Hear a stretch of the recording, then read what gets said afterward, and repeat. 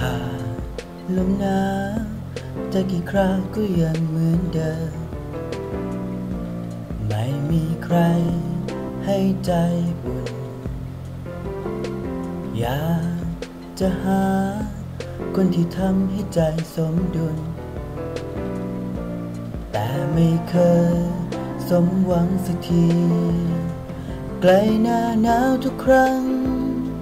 ไม่มีคนคอยคิดถึงอยากมีใครให้รักให้ซึ้งเหมือนคนอื่นเขาใกล้หน้าหนาวทุกครั้งใกล้ฤดูกาลที่เหงาต้องทนหนาวกับใจที่เหงาคนเดียวอย่างเดิมลมหนาวมาเมื่อใดใจฉันคงยิ่งเหงาคืนวันที่มันเหน็บหนาวไม่รู้จะทนได้นานเท่าไรลมหนาวมาเมื่อใดกลัวฉันกลัวขาดใจเพราะหัวใจที่มันอ่อนไหว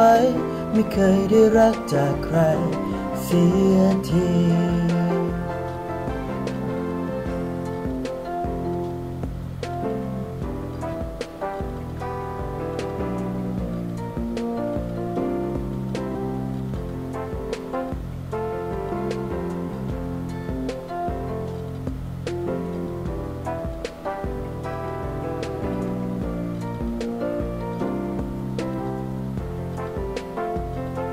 ใกล้หน้าหนาวทุกครั้งไม่มีคนคอยคิดถึงอยากมีใครให้รักให้ซึ้งเหมือนคนอื่นเขาใกล้หน้าหนาวทุกครั้งใกล้ฤดูกาลที่เหงาต้องทนหนาวกับใจที่เหงาคนเดียวอย่างเดิมลมหนาวมาเมื่อใด